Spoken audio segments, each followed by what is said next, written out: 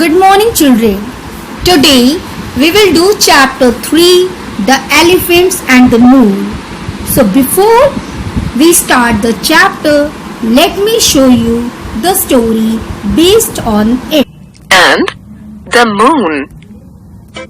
The elephants and the moon. There was no rain one year, so the water in lakes and ponds dried up. All the animals found it difficult to get water. A herd of elephants began to search for water. Finally, they found a pool. They were very happy. A colony of hares lived near the pool. Whenever the elephants came to the pool, they trampled upon the hares that came in the way. Many hares died every day. The hares were sad. They held a meeting to decide what to do. An old hare came up with a plan. He said that he would make the elephants stop using the pool. The next day, he saw the elephants coming towards the pool. He said in a loud voice, "I have a message from the moon. The moon says that this is her pool. The hares who are suffering are her children." "We have never heard of this," said the leader of the elephants. The hare said, "If you do not believe me, come here tonight. You will see the moon in the pool shaking with anger." That night, the elephant leader went to the pool. He saw the reflection of the moon in the water. There were ripples in the water.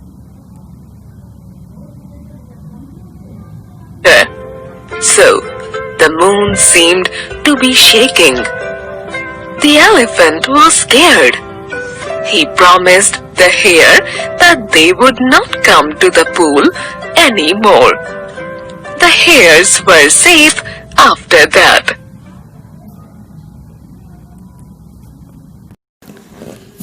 Now let's start the chapter. We will do the reading of this chapter. The Elephant and the Moon.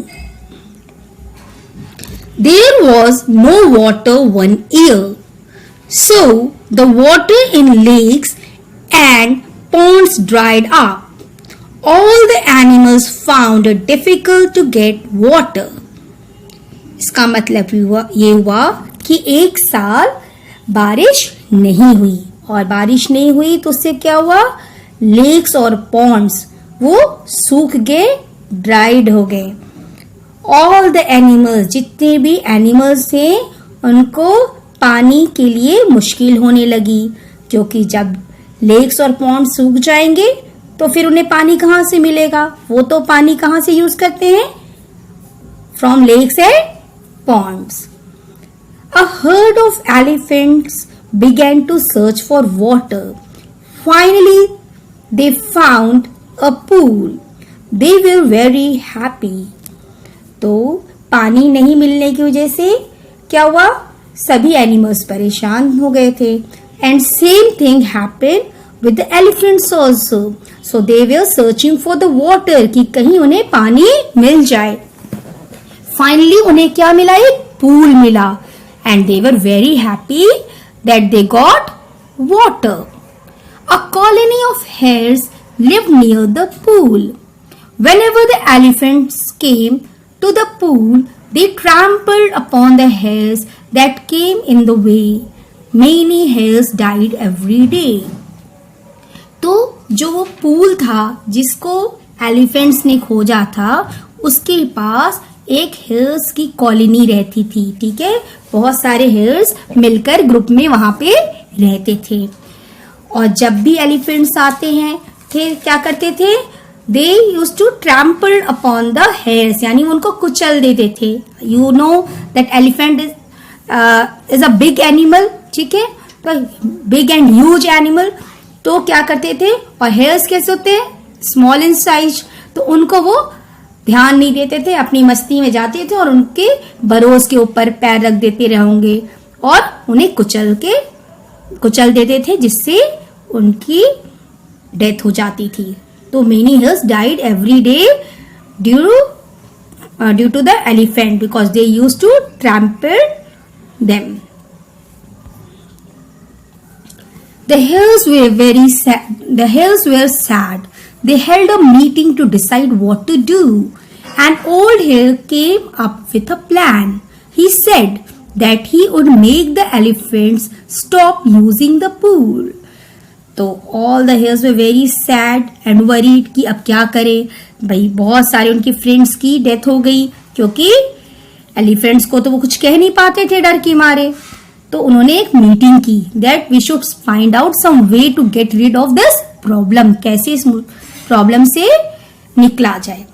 तो एक old है, एक बूढ़ा, जैसे हम भी कभी मुश्किल में फैमिली में होते हैं तो we go to some elderly person to get the guidance, तो सेम वे वो लोग भी मिलकर एक मीटिंग किए और उसमें एक ओल्ड हेयर, एक बूढ़ा हेयर था, उसने एक प्लान बताया। He came up with a plan, उसने बोला कि मैं एलिफेंट्स को स्टॉप कर दूंगा, जिससे वो ऐसा कुछ ट्रिक करूंगा, ऐसा कुछ करूंगा जिससे वो पूल तक आना बंद कर देंगे।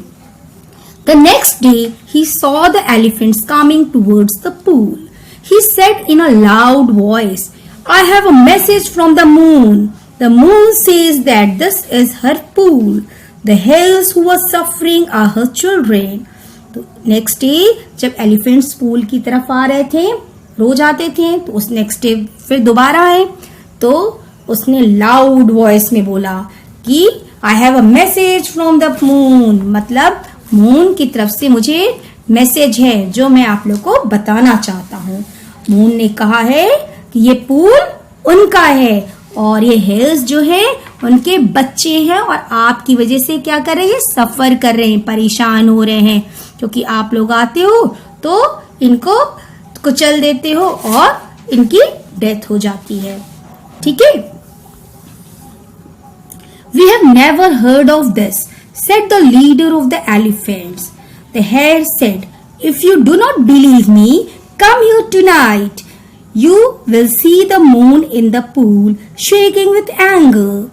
तो जब उन्होंने ओल्ड हेयर ने लीडर से एलिफेंट से बात की, तो उनके लीडर ऑफ द एलिफेंट, जो उनका लीडर था, उसने बोला मैंने ऐसा कभी भी नहीं सुना है, we have never heard of this, हमने ऐसा कोई कभी नहीं सुना है कि मून ऐसा कुछ कहता है। तो उन्होंने कहा if you don't believe me, अगर आपको विश्वास नहीं है, देन कम टुनाइट, आप आज रात को आइएगा, आई विल शो यू, ठीक है ना, आपको दिखाऊंगा कि कैसे मून पूल में गुस्से से शेक कर रहे हैं, ठीक है, शेकिंग विथ एंगर, मतलब गुस्से से बिल्कुल हिल रहे होंगे, क्योंकि वो आप लोगों से बहुत नाराज हैं, क्योंकि आप उनके चिल्ड्रन को परेशान कर रहे हो।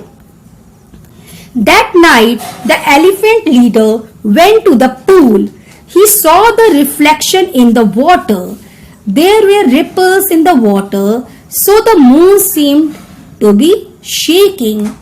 तो जैसा कि हेयर ने कहा था कि आप आज रात को आना, तो the leader of the elephant went to the pool, उस रात को पूल के पास गया, और क्या हो रहा था, पानी में मून की रिफ्लेक्शन, परछाई दिख रही थी, और पानी के अंदर क्या था, रिपल्स आ रहे थे, छोटी छोटी वेव्स आ रही थी, और जब परछाई पड़ रही थी, रिपल्स क्या होता है बेटा, लहर, छोटी छोटी वेव्स, लहर हो, ठीक है ना, और उसकी वजह से क्या होता, मून लग रहा था शेक कर रहा है, हिल रहा है, ठीक है।